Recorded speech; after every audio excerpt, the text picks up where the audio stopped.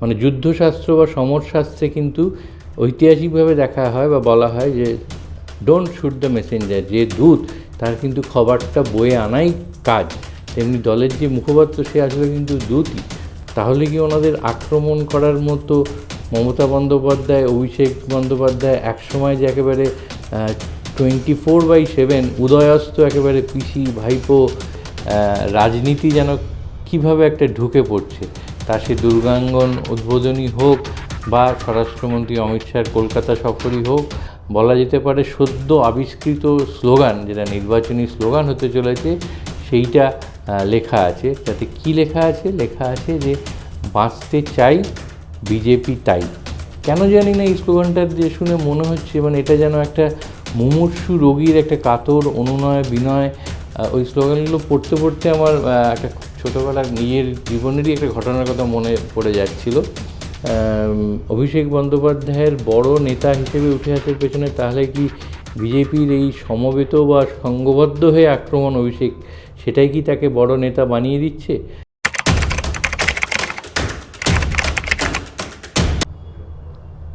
নমস্কার, ক্যান্ডিডলি ইয়োর্সে আবার আপনাদের সকলকে স্বাগত।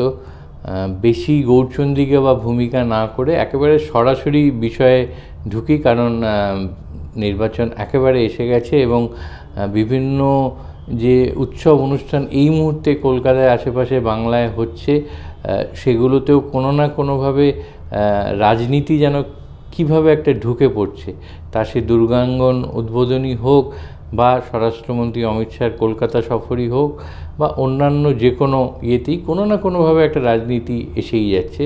বুঝতেই পারছেন যে ভোটের দামামা একেবারে বেজে গেছে।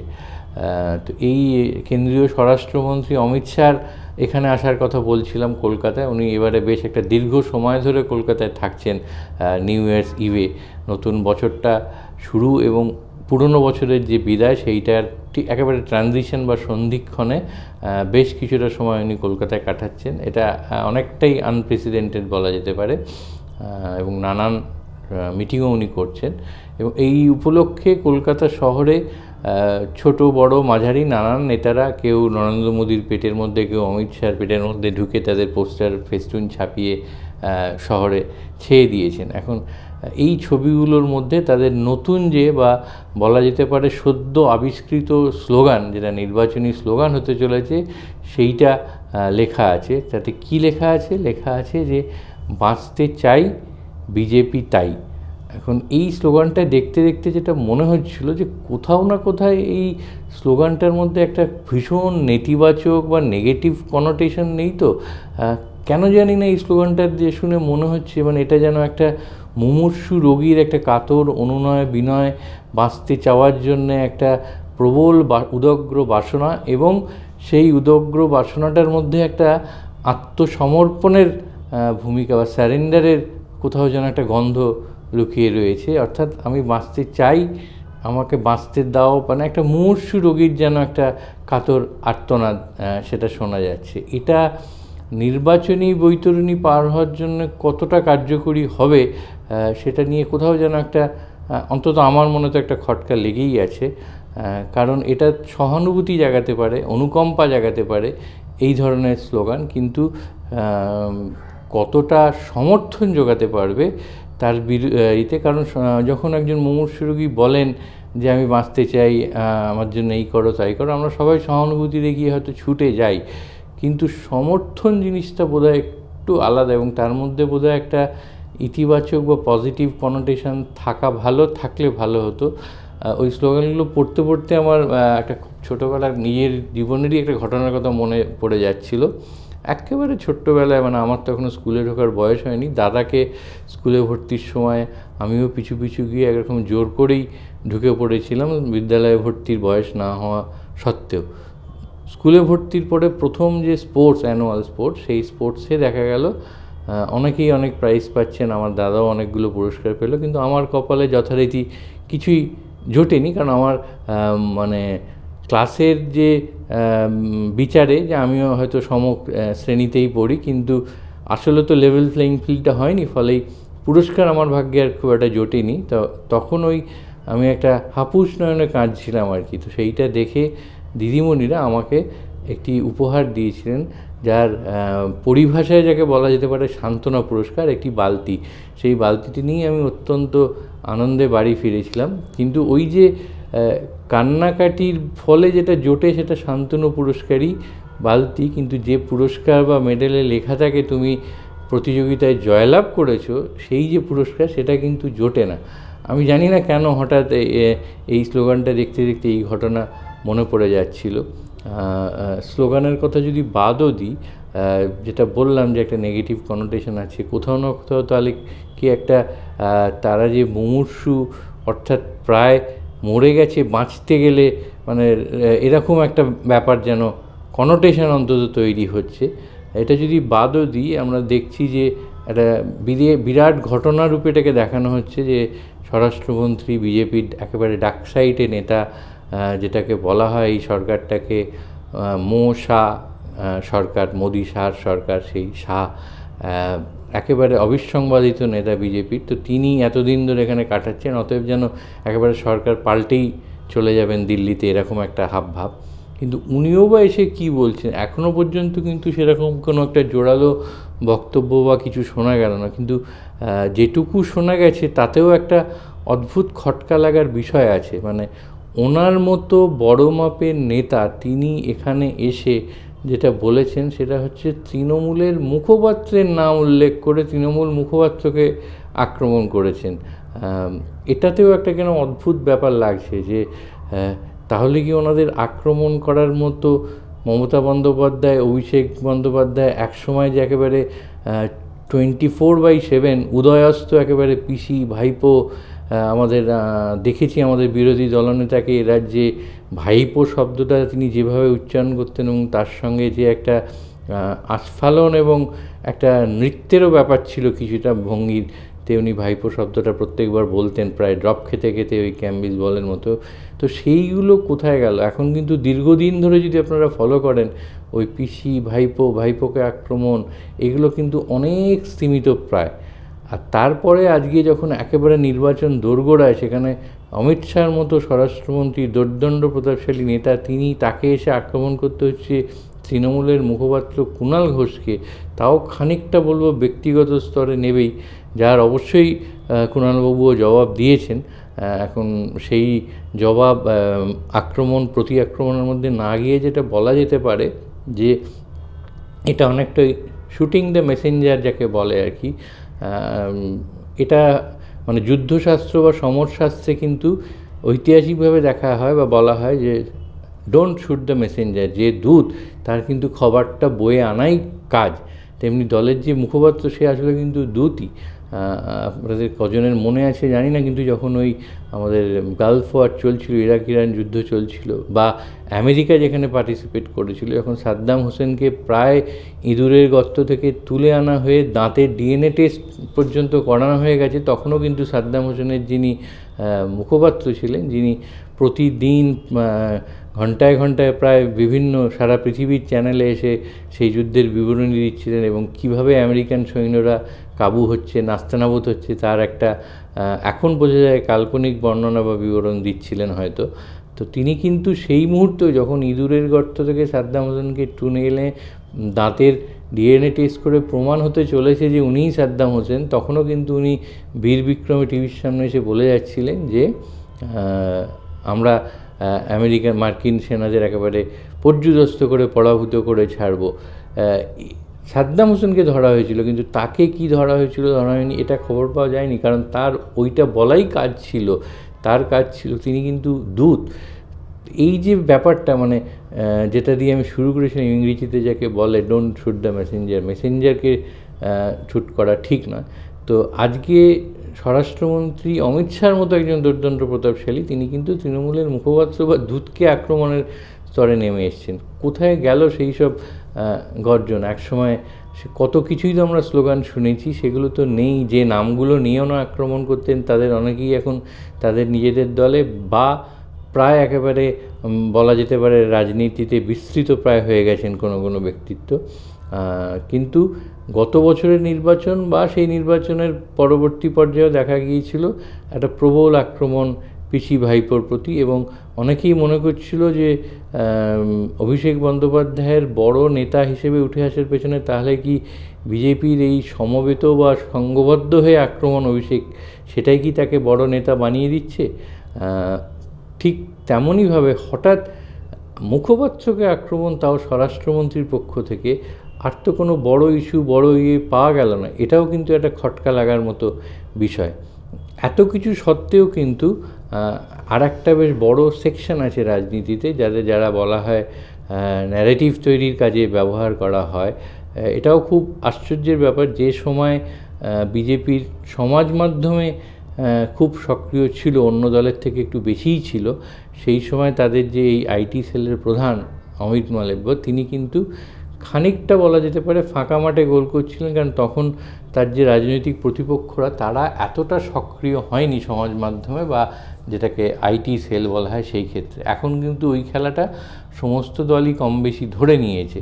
তখন কিন্তু তার একটার পর একটা যে বলা যেতে পারে কৌশল, রণকৌশল, সেগুলো খুব একটা সক্রিয় হতে কিন্তু দেখা যাচ্ছে না। আর একটা মাথায় রাখতে হবে, এই যে ন্যারেটিভ তৈরির কাজে যারা নির্বাচন এলেই ঝাঁপিয়ে পড়েন, এদের মধ্যে একটা বিরাট অংশ আছে যারা অনাবাসী, যারা না তো ভোটে বা নির্বাচনে অংশ নেন, না রাজ্যের কোনো ব্যাপারে অংশ নেন।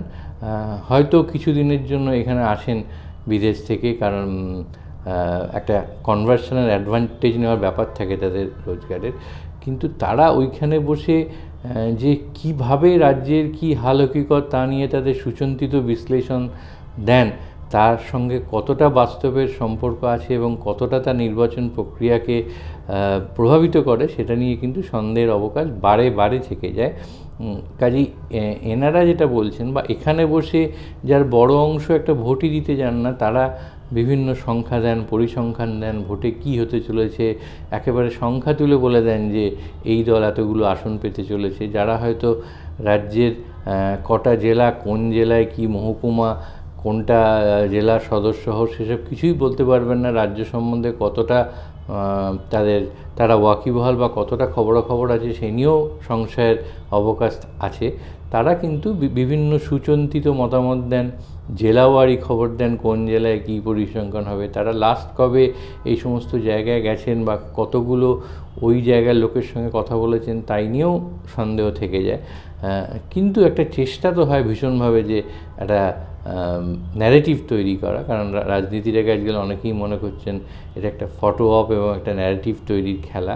ঠিক এই জায়গাটাতেই আমি বলবো কিন্তু কোনো একেবারে সম্পূর্ণ নিরপেক্ষভাবে তুল্যমূল্য বিচার করে যদি জনগণের সঙ্গে যোগাযোগের নিরিখে দেখা যায় বা পপুলার পালস, পাবলিক পালস বোঝার নিরিখে দেখা হয়, সেখানে কিন্তু মমতা বন্দ্যোপাধ্যায় তার প্রতিপক্ষদের থেকে বহু যোজন দূরে এগিয়ে আছেন। মানে উনি যেভাবে চরকির মতো ঘুরে বেড়ান এবং যে কোনো প্রত্যন্ত প্রান্তরের মিটিংয়ে গিয়ে অন্তত 100 জনের নাম ধরে তাদের ডেকে সম্বোধন করে কিছু না কিছু বলেন, এইটা কিন্তু একেবারে বিরল, এবং এইটাই ওনাকে প্রতিপক্ষর থেকে অনেকখানি এগিয়ে রাখতে সাহায্য করে। এত কিছু বলার পর মনে রাখতে হবে, ইংরেজিতে একটা এরম কথাও আছে যে ফ্যামিলিয়ারিটি ব্রিডস কন্টেম্প্ট, বা যেটাকে নির্বাচনী পরিভাষায় বা যেটা আমাদের সংসদীয় গণতন্ত্র যে নির্বাচনী প্রক্রিয়া, সেখানে বলা হয় অ্যান্টি ইনকামবেন্সি ভোট, অর্থাৎ ক্ষমতাসীন দল যে, শাসক দল যে, তাদের বিরুদ্ধে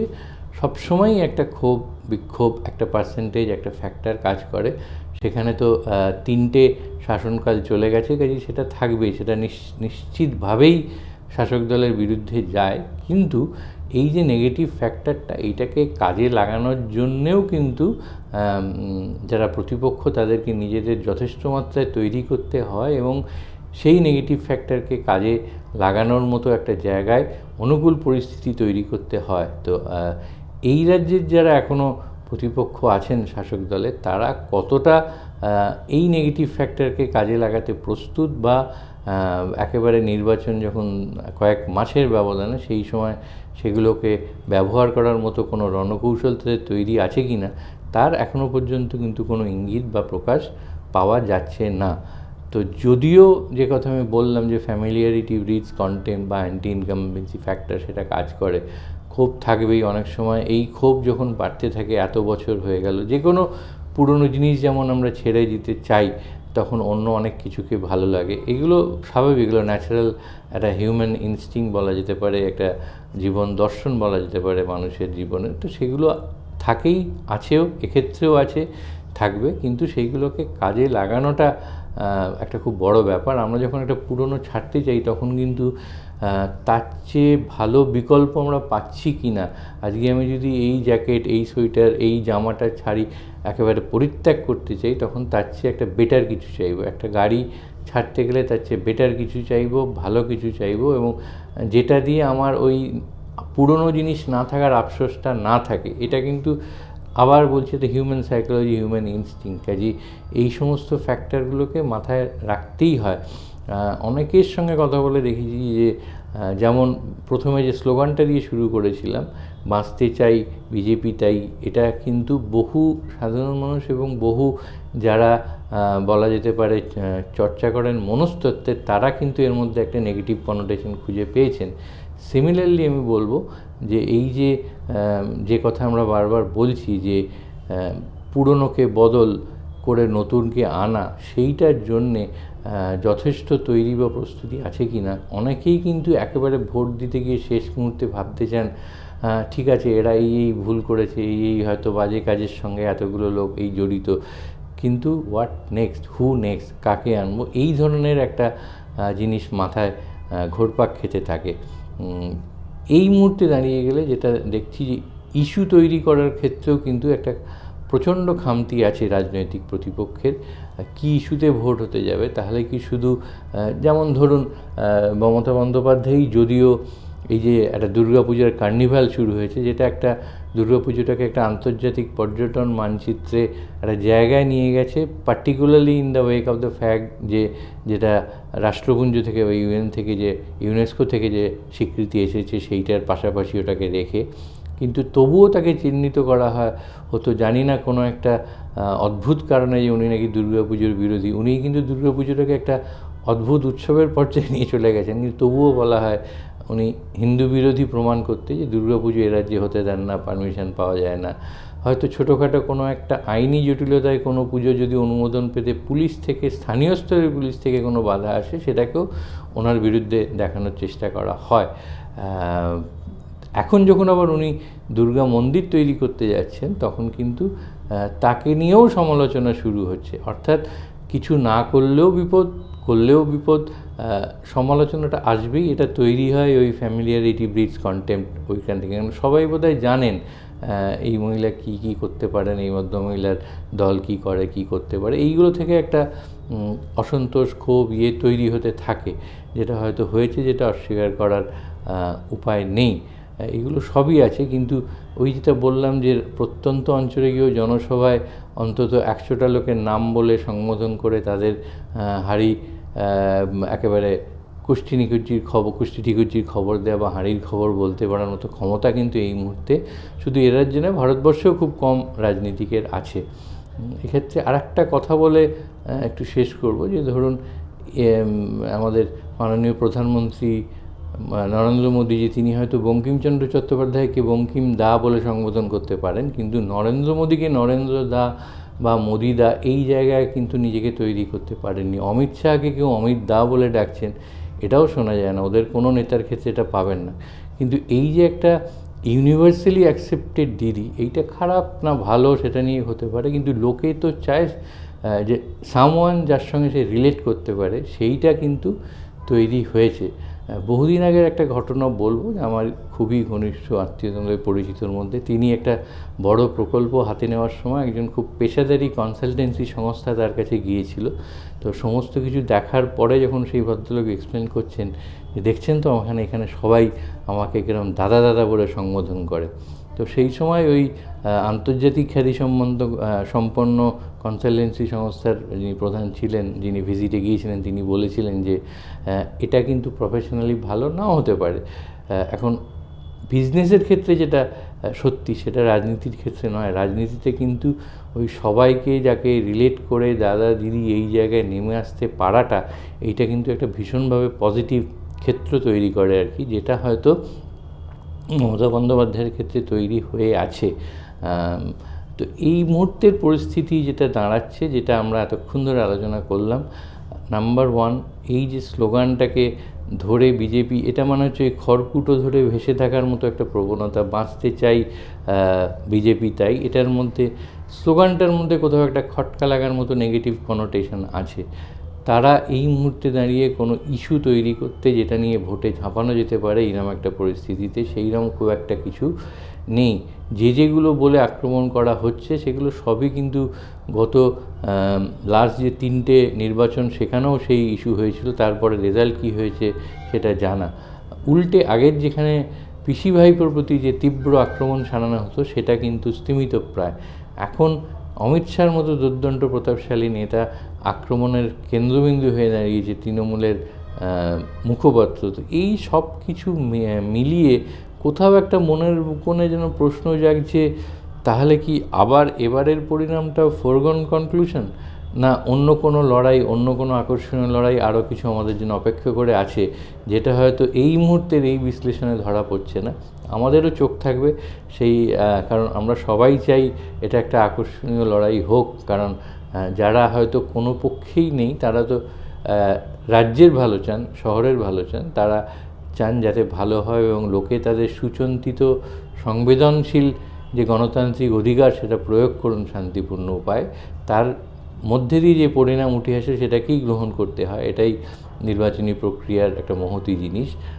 তো আমরা চোখ রাখবো এরকম কোনো সত্যিই আকর্ষণীয় ফ্যাক্টর, আকর্ষণীয় নির্বাচনী ইস্যু, আকর্ষণীয় রণকৌশল উঠে আসছে কি না। তাহলে কিন্তু একটা জমজমাট নির্বাচনী, এটা তো একটা বলাই যেতে পারে প্রতিদ্বন্দ্বিতা, সেটা একেবারে স্পোর্টসম্যান স্পিরিটে লড়া হোক, তার মধ্যেই দিয়ে জয় পরাজয় নিষ্পত্তি হোক, সেইটার দিকে আমাদেরও চোখ থাকবে। আর যে মুহূর্তে আমরা এই ধরনের কোনো আকর্ষণীয় একটা রণকৌশলের সন্ধান, হাল হকিকত পাবো, আপনাদের সামনে তুলে ধরবো। ততক্ষণ আপনারা দেখতে থাকুন হেডলাইন্স কলকাতা। লাইক করুন, শেয়ার করুন এবং যত বেশি করে পারেন আমাদের উৎসাহ দিন, যাতে আমরা আপনাদের কাছে সমস্ত খবর, সমস্ত বিশ্লেষণ, সমস্ত আপডেট সবার আগে নিয়ে আসতে পারি। যেটা আমাদের একেবারে আমাদের ট্যাগলাইন আছে যে আমরা নিরপেক্ষ নই, আমরা সত্যের পক্ষে, ঠিক সেইভাবে সত্যনিষ্ঠভাবে। আবার বলছি, আপনারা দেখতে থাকুন, শেয়ার করুন, লাইক করুন হেডলাইন্স কলকাতা।